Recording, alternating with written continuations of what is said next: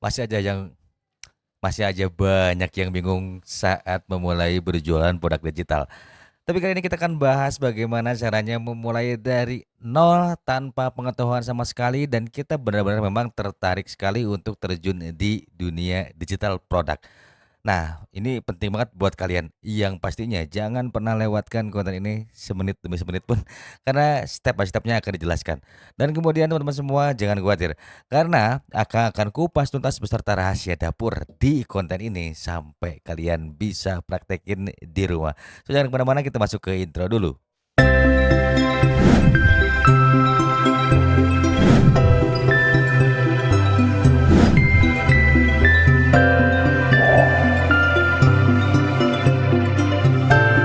Assalamualaikum warahmatullahi wabarakatuh. Kali ini masih banyak aja ya teman-teman ya yang mau jualan digital produk, tapi mungkin sebagian orang skeptis untuk ikut kelas, wajar karena terlalu banyak scamming yang didapat oleh mereka ya. Tapi yang jelas ini akan rangkum semuanya dari beberapa kelas yang akan ikut dan kemudian kita akan coba terapkan bersama bagaimana caranya memulai berjualan digital produk dengan nol follower. Nah, tentunya kita kan semua harus tahu dulu nih dasar-dasar yang paling fundamental supaya apa? Supaya kamu nggak kesasar. Karena ya kalau kalian misalnya lebih cenderung suka ikut kelas yang banyakan flexing-nya, pada ujung-ujungnya kalian hanya akan menyesal. Karena flexing itu belum tentu punya dia. Tapi yang jelas kita akan benar-benar bangun dari ini, dari nol ini, akan tidak akan menjanjikan apapun. Tapi yang jelas kalau kalian praktekkan ini semua, insya Allah dalam waktu 3 bulan ke depan kalian bisa merasakan hasilnya. Ya kita langsung aja bahas di slide yang ini. Alright teman-teman semua ya. Jadi kalau kita masuk jualan digital produk, yang pertama itu kita harus masuk yang namanya personal branding ya teman-teman ya, personal branding. Nah ini ya teman-teman ya, personal brand. Nah apa sih yang bisa kita ambil atau langkah pertama yang bisa kita lakukan untuk membangun personal branding? Yang pertama kalian harus tahu yang namanya ini ya teman-teman ya, skill. Yang kedua adalah value. Nah kalau kalian misalnya masih bingung gimana sih caranya Kang supaya kita tuh tahu kira-kira skill apa sih yang dimiliki? Nah, ini adalah persoalan dari diri kalian memang harus diselesaikan dengan cara kalian cari tahu apa yang nah di sini ya. Kita cari tahu apa yang satu diminati, teman-teman ya. Jadi minatnya kalian di mana? Kemudian kalian pengetahuannya itu dalam di sebelah mana? Contoh misalnya ya teman-teman ya, minatnya itu kalian misalnya di bidang relationship, teman-teman ya, relationship. Kemudian kalian mengerti ilmu mengenai hubungan antara anak dan orang tua, teman-teman ya, anak dan ortu. Nah, ini teman-teman semua. Nah, ketika kalian misalnya udah mengerti mengenai minat kalian tuh di bidang relationship dan ilmunya kuat di anak dan orang tua, lalu harus seperti apa? Nah, di sini kalian mulai ya teman-teman ya, riset. Riset kira-kira target audiens kalian itu di usia berapa ya teman-teman ya. Jadi di sini mulai lakukan R&D ya. Aduh, ini gaya banget ya, kayak perusahaan aja, research and development.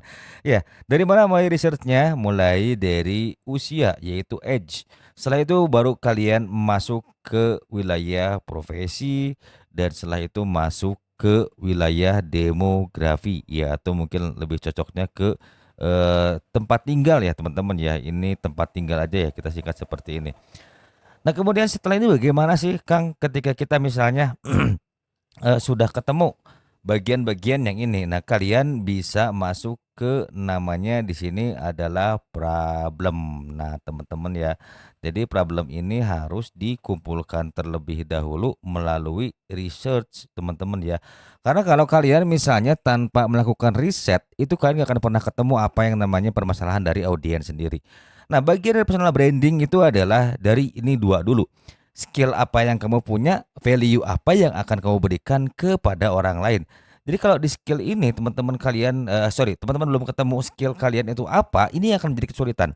Seringkali orang berjualan digital produk itu menurut komisinya saja, tetapi saat mulai berjualan masuk ke media sosial, mereka melakukan segala cara. Ya pada akhirnya orang yang sudah beli kelas yang kamu tawarkan Dan apalagi kalau hasilnya tuh aduh Masya Allah ya sampai merugikan mereka, ya itu bisa jadi personal branding kamu jadi tercoreng. Nah ini yang hati-hati jangan sampai kamu udah capek-capek bangun yang namanya personal branding, yang pada akhirnya malah kamu tercoreng.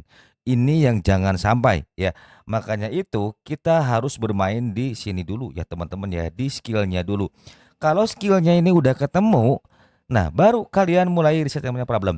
Karena apa? Karena ketika kita bicara value, maka di sini kamu bakalan bicara mengenai problem apa yang akan kamu selesaikan ya, problem solving.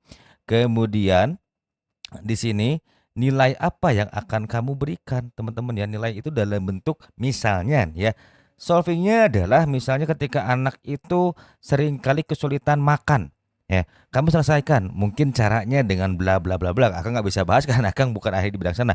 Nah nilainya apa? Nilainya adalah ketika orang sudah mulai mendengarkan solusi-solusi kamu, maka di sini akan terbangun yang namanya trust ya. Jadi trust itu adalah sama dengan percaya ya teman-teman ya. Nah ketika orang sudah percaya, nah ini baru momen paling mengasihkan ya teman-teman ya. Ketika orang momen mengasihkan, ini baru orang mau beli yang namanya digital produk kamu ya. Terlepas ini mau buku atau ini mau kelas online kalian ya. Nah ini nanti strateginya akan kita bahas di sini. Jadi yang pertama-tama kalian bangun personal branding dulu. Lalu di mana sih Kang bangun personal branding gitu ya. Jadi bangun personal brandingnya mulai kalian di 4 media sosial ya teman-teman ya.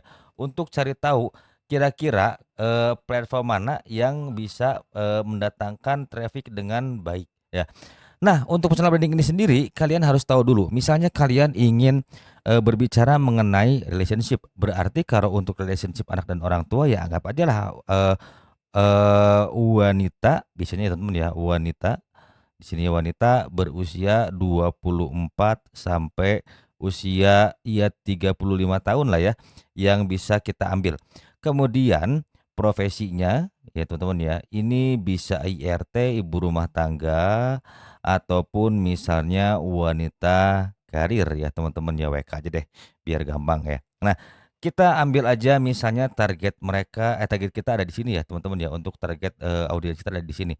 Nah problemnya apa aja nih yang sering dihadapi oleh orang tua ketika misalnya dengan anak, usia berapa nih? Anak usia anggap aja di, mulai, lincah-lincahnya 2 tahun deh ya, 2 tahun sampai 6 tahun ya. Ini kalau susah makan. Sorry kalau Akang salah tolong dikoreksi ya, karena Akang, belum belum mengerti di pembahasan di sana ya, Akang bukan ahlinya juga, tapi ini adalah bagian contoh aja.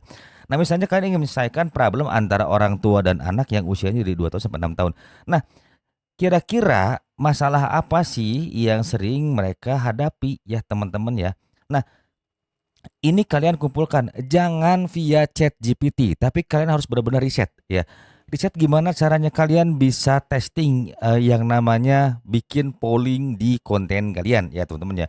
Awal-awal mungkin kalian belum bangun lu personal branding secara nyata, tapi kalian bisa kumpulkan data melalui polling ya. Jadi step yang paling pertama misalnya nih stepnya ya teman-teman ya, step awal. Nah step yang pertama kita bisa lakukan polling teman-teman ya.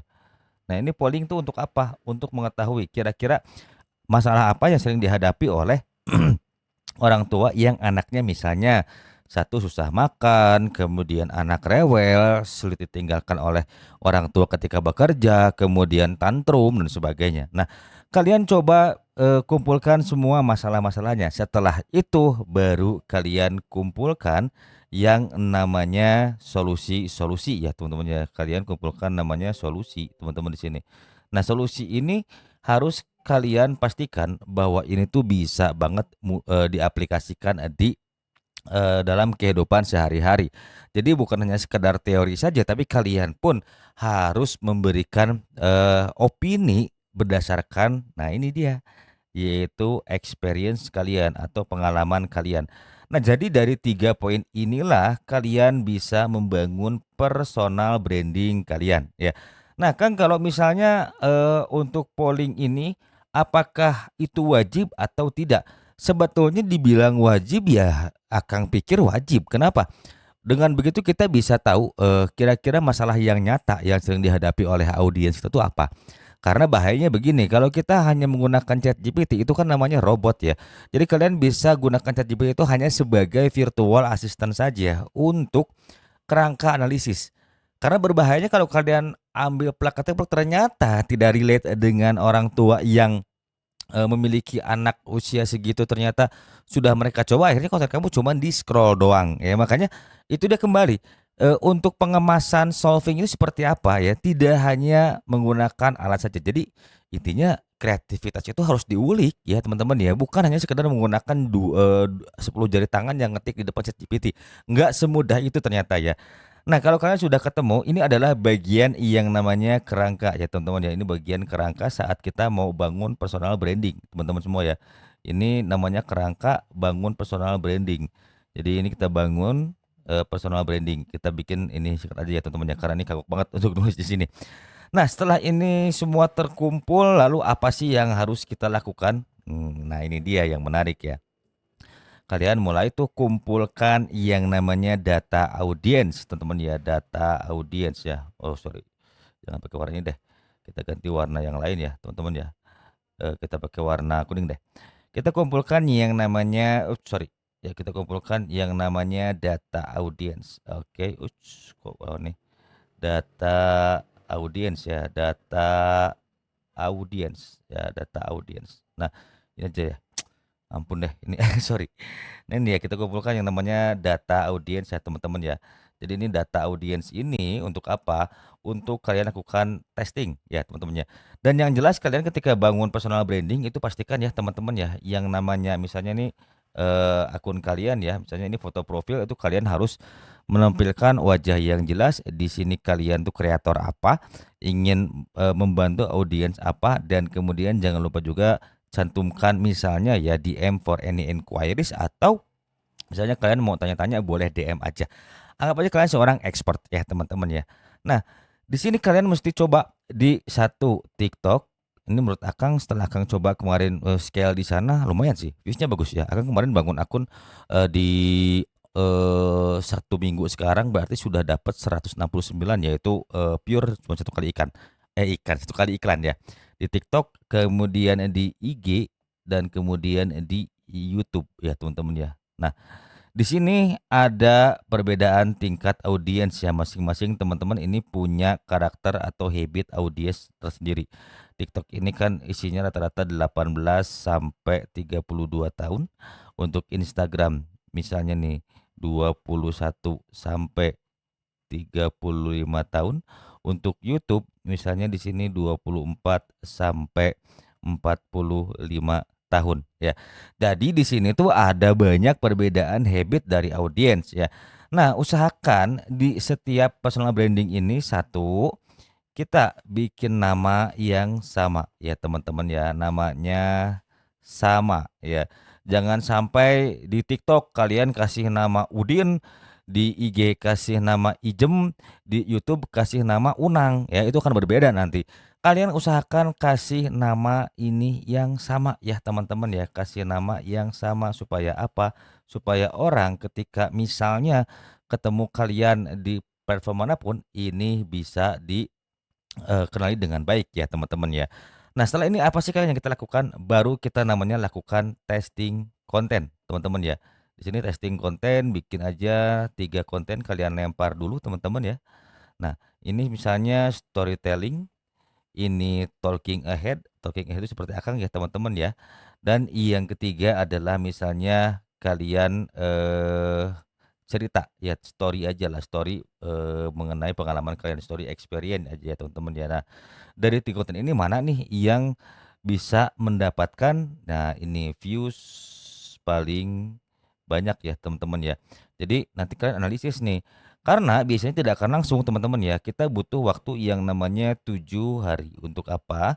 Untuk mendapatkan data yang valid. Nah, setelah ini semua dilakukan, lalu kita harus apa lagi, Kang? Nah, setelah ini semua dilakukan, kita langsung bicara ke sini, teman-teman ya. Nah, setelah ini dilakukan semua, berarti kita garis dulu biar nggak bingung. Nah, berarti di sini kita bisa lakukan yang namanya untuk analisis ya, teman-teman ya, kita lakukan analisis. Nah, analisis ini kalian bisa lihat di platform masing-masing ya. Jadi nanti di bagian setiap platform itu ada yang namanya nanti grafik bar ya. Grafik bar seperti ini tuh, ini biasanya dari usia teman-teman ya, demografi dan kemudian tempat tinggal. Nah, kalau kalian sudah bisa baca data ini akan lebih mudah untuk menganalisa kira-kira konten apa yang cocok.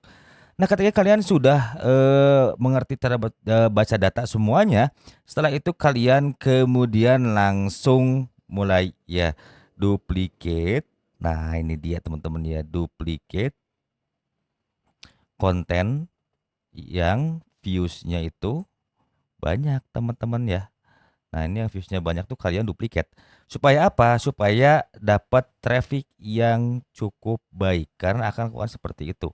Setelah akan lakukan beberapa hari ini riset di TikTok ketika akan duplikasi dan ternyata hasilnya cukup diterima oleh algoritma, pada akhirnya follower pun bertambah dengan sendirinya. Nah, problem yang paling utama adalah kalian selalu tidak sabar. Tidak sabar untuk apa? Tidak sabar untuk pingin dapat followers yang cukup banyak ya. Pada akhirnya kalian bermain dengan advertising. Nah, ketika kita bicara advertising, berarti kita akan bicara yang namanya konten. Apakah konten kalian itu layak untuk mendapatkan views yang banyak serta mendapatkan traffic yang viral secara organik ketika setelah beriklan? Belum tentu. Kenapa belum tentu? Ya karena ada di sini teman-temannya. Karena semuanya itu akan kembali, sorry, kalian tuh akan kembali ke sini, akan kembali ke yang dua ini, skill dan value apa yang bakalan kalian kasih. Untuk membedakan konten mana, sorry, akun mana yang hasil followersnya itu adalah beriklan dan dengan yang organik. Nah, kita akan bahas di sini. Di mana kan kita ngelihatnya gampang banget untuk analisis akun yang trafficnya itu datang dari iklan saja ya teman-teman ya. Gue gampang banget itu analisisnya. Setelah akan lakukan riset beberapa hari ini, ternyata akun yang eh, followersnya itu datang dari iklan, ternyata likes-nya itu lebih banyak ya teman-teman ya. Sementara komennya itu biasanya sedikit ya teman-teman ya. Dan kemudian save-nya itu bahkan tidak ada. Dan apalagi share-nya teman-teman ya. Share-nya itu sama dengan nol. Nah, jadi ketika kalian bicara mengenai bahkan bisa nih kata orang tuh beriklan aja biar dapat personal branding yang cepat. Kita tetap akan bicara yang namanya di skill teman-teman ya. Skill dan value apa yang bakalan kalian kasih ke mereka teman-teman semua ya. Jadi pondasinya ada di sebelah sini. Kalian boleh beriklan kalau 3 parameter ini masuk. Yang like-nya banyak, teman-teman ya. Kemudian komennya juga banyak setara dengan yang di atas.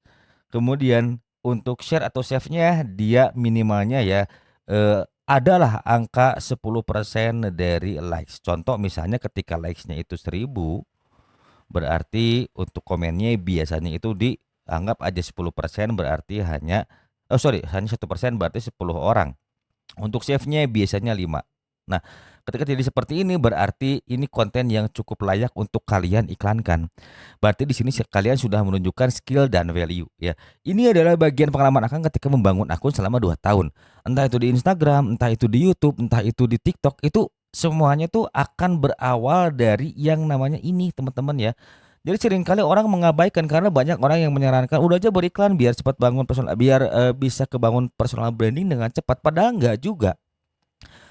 Karena apa? Ketika brand ingin bekerja sama dengan kalian, yang akan dilihat adalah satu, kalian itu skillnya ahli di mana ya.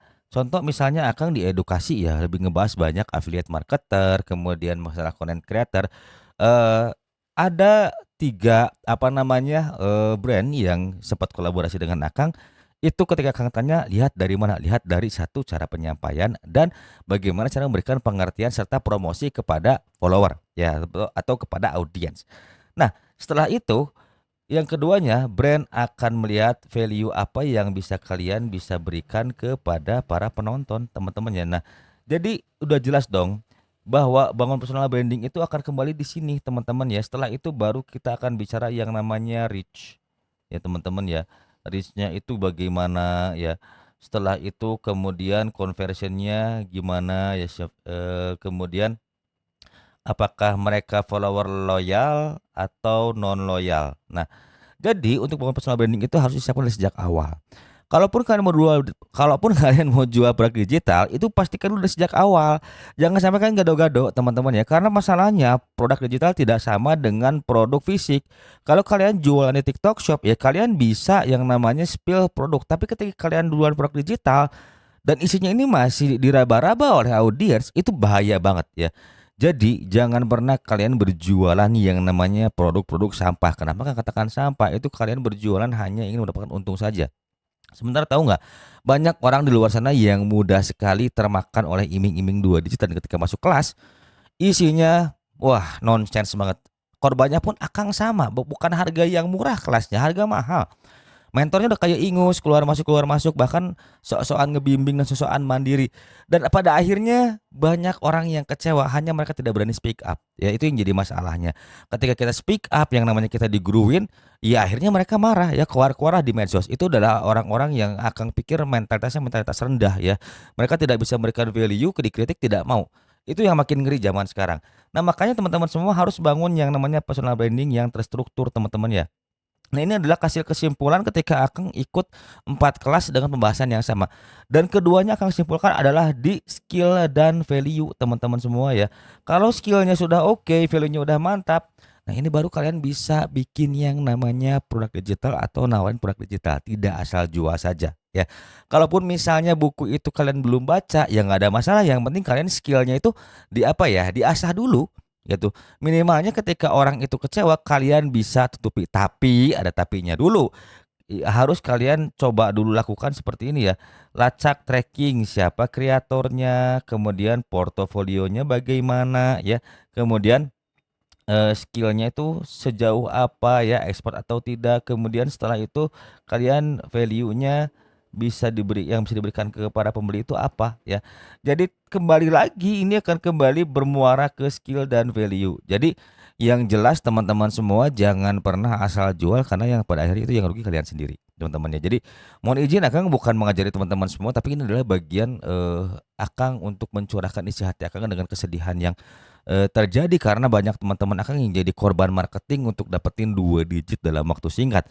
Jadi kalian jangan pernah berpikir bahwa hidup itu bisa segala mudah dan segala instan. Tuhan aja menciptakan dunia nah masa kok butuh proses, apalagi kamu ya yang bukan Tuhan gitu. Jadi itu ya teman-teman ya. Untuk membangun personal branding tuh simpel banget kan teman-teman ya. Kesimpulannya adalah hanya skill dan value apa yang akan kalian berikan. Kemudian tekniknya adalah cari problem yang relate dengan audiens kalian dan diselesaikan juga dengan cara-cara yang bisa bisa dengan mudah diaplikasikan oleh para audiens kalian ya. Jadi yang namanya niche itu adalah target audiens. Jadi bukannya sekedar gender saja tapi kalian juga harus tahu dulu profesi dan demografinya ya teman-teman ya. Nah, ini adalah bagian dari curahan hati ketika melihat kesedihan yang sangat luar biasa. Banyak teman-teman di luar sana yang mungkin ngerasa ikutan kelas malah tertipu, ternyata sudah bayar mahal hasilnya juga nggak bagus ya, dan akhirnya bikin market produk digital ini dicengin sama orang-orang. Tapi nggak ada masalah, ini adalah bagian pembelajaran bagi teman-teman semua bahwa kita harus menjadi smart buyer bukan jadi impulsive buyer ya teman-teman ya.